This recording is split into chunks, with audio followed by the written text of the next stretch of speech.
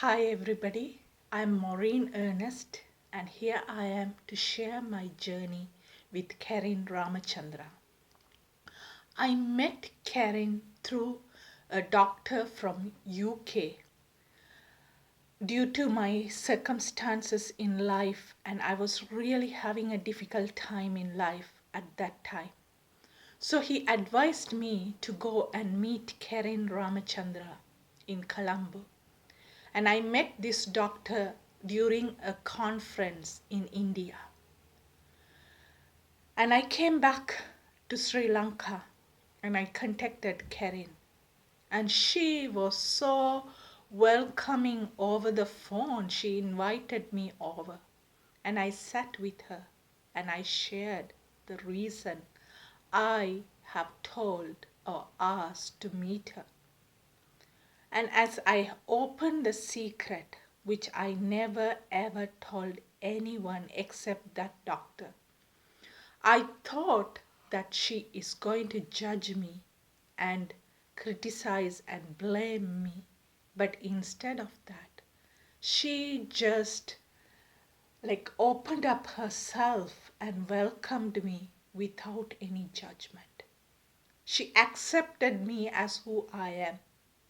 And she was so proud, happy of me. And I was so surprised at that moment. I was like, who is she? Why she doesn't get angry, upset? Nothing. She just, was so joyful for my presence. So that led me to meet her almost every week. But unfortunately, she had to go through some medical problems and travel, so it didn't happen every week. But whenever she was available, she was ready. She always had a place for me in her house, in her heart. And through journeying with Karin, I started to open up and share the things which I never shared it with anybody in my life. And that was the journey of opening up myself and presenting as who I am without feeling any guilt or shame, and knowing that I am perfect. I am perfect as who I am. And she helped me, she saw me that way, and she helped me to see that perfection and beauty in me through her eyes. So our journey continues, and it was one of the beautiful moments in my life that I started to grow inside. And she was so supporting for that growth inside. I met a group of friends in Colombo who used to meet in a bar on Thursdays. And I loved that company, but I was so worried about me being in a bar because we are not allowed, or there is so much judgment of a woman being in a bar. And Karen said, if that makes you happy, go for it. And she encouraged me. And at the same time, she opened up and shared her vulnerable story. As she became a Christian, she thought that when she denies her own desires, God will be pleased. So she loved pink color, but she thought that is hindering her relationship with God. So she just took away that pink, all the things which she had pink, and she started to wear other colors which she really hated them. And also she had a long hair, she cut everything she did what she didn't like because she thought that will please God.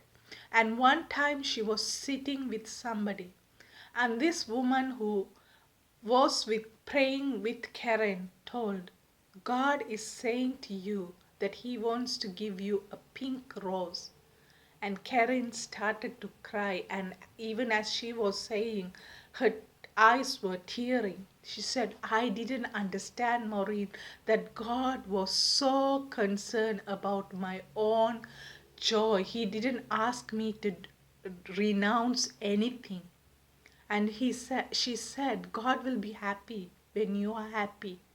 If being in the bar makes you happy, God will rejoice with you.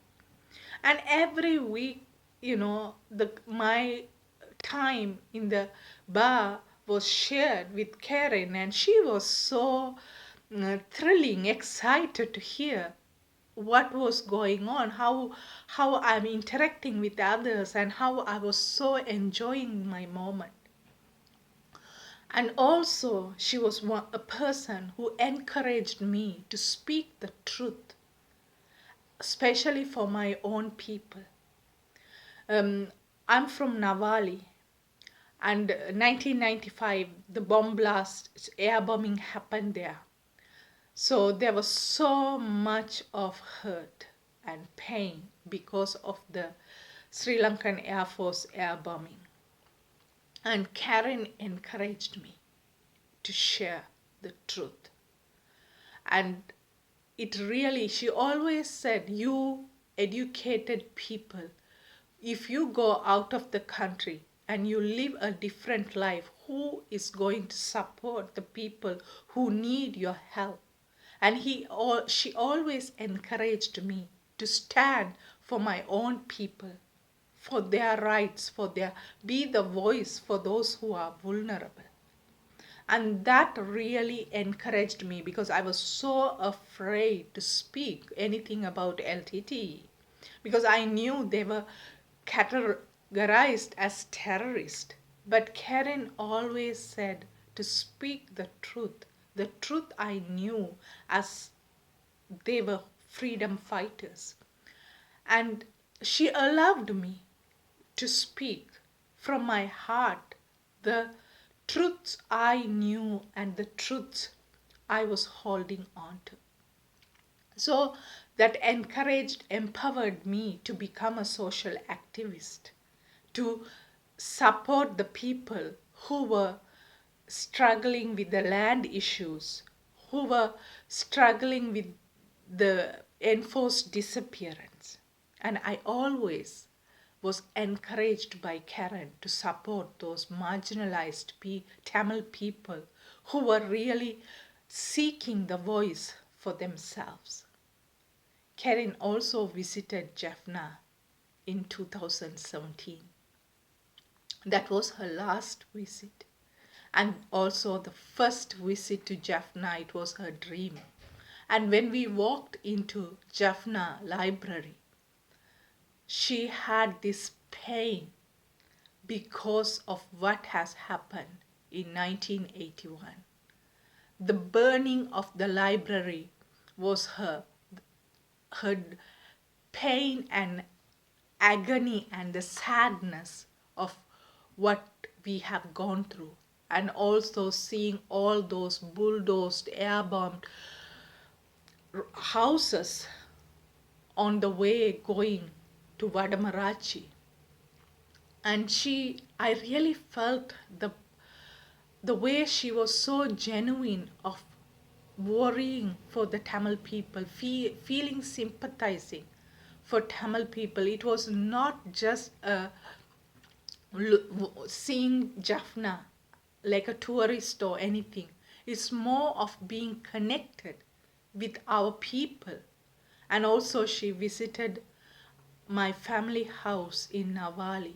She entered into that house, which we left in 1995 during Jaffna displacement, and then army occupied. And she was able to come in and see how it is lost on its own.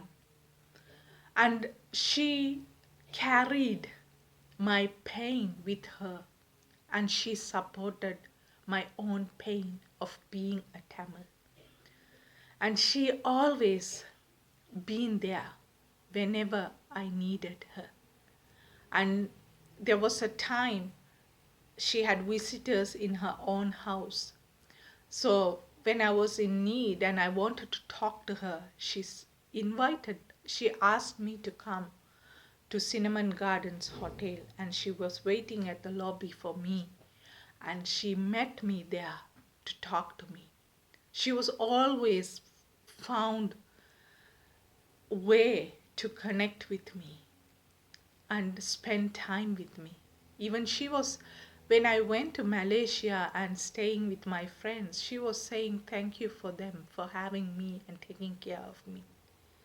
Her love is beyond anything and everything. Once I was sharing about Karin to a friend of mine from USA, and she said, I really need to meet this woman. So I told Karin, and Karin invited us for lunch. And when she invites us for meals, she will ask what we like to have. And she doesn't just prepare or order what she thinks. She really gets connected and wants to support or wants to make us feel at home and, help us. So it's always a precious, special memory of carrying Karin in my heart. And when I made my first poetry presentation, I acknowledged Karin. And because of that, she couldn't share my poetry to other people. She said, I can't send it that because you were talking about me in the middle of the poetry. And I was really surprised that she never wanted any praises or anything, what she was doing to be seen outside. She was so, what left hand gives, the right hand doesn't know, like that. She lived very, very silently. She never wanted any praises or anything like that. And silently she helped. And also I had this opportunity to translate for a woman whom she called friend. And this woman didn't speak word of English, but they had very good relationship. I still can't remember how they were together. And one thing it struck me the time I was with Karin and making this translation between them. This woman said to me, I didn't want to come and tell her my problem because then she will help me. And she's already medically suffering, so I didn't want to tell her anything. And I was so surprised also how the poor people were so generous because they will send food to Karin and Karin will share it with me. And the relationship Karin had with particular woman and them, it was very outcasted community. And also this woman didn't do a job which accepted by the society. But Karen's love towards this woman and her calling this woman my friend was something I think I will carry it for rest of my life, and I wish I'll be like Karen, calling the untouchable, unseen as my friend. And also, I had opportunities to accompany Karen to hospital visits, and also jazz festival. She will invite me to join with her because she loved the jazz festival in Colombo. So during those moments when we travel on the tuk-tuk, the three-wheeler, she'll be so kind to the tuk-tuk driver, and amazing conversations happens. Even with this limited English knowledge or language skill the tuk-tuk driver has, still they make conversations. And at the same time, she will give more beyond the normal rate. And she never asks for the change. And she will always, and that is something, it's amazing how the tuk-tuk drivers were blessed and praising her. After sometimes we leave her and then the tuk-tuk driver will take me, and Karan could have paid even for my travel and plus a lot more for the tuk-tuk driver. And when he takes me, the tuk-tuk driver will speak on the own language. If it is Tamil, we will have this conversation, and he like, where did you find this woman? I can't even imagine there's a woman like this who just wants to like enrich and lighten the whole journey. So it just continues, that warmth of love and beauty of Karin, still alive and still lives in all the hearts who knew her and even who didn't know her, who just read about her, or after the funeral who knew her about her. She lives in our hearts, and there is no doubt about it. And I'm so grateful that meeting somebody like Karen and still carrying her in my life with me, because she makes the beauty of my life. And I'm so grateful. I have to meeting such an amazing human being who has given her life for everybody. And I'm sure when Jesus left this world, he was saying, I live so someone greater than me is going to be with you.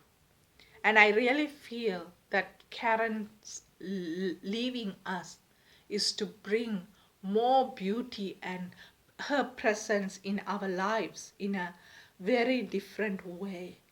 And we continue remembering Karen in our daily life, as especially during this pandemic. Just remembering her smile, her laughs, her talks, her vibrant presence, just to make us keep on moving as we are beautiful. So I just want to share this beautiful moment with Karin Ramachandra to all of us. Thank you.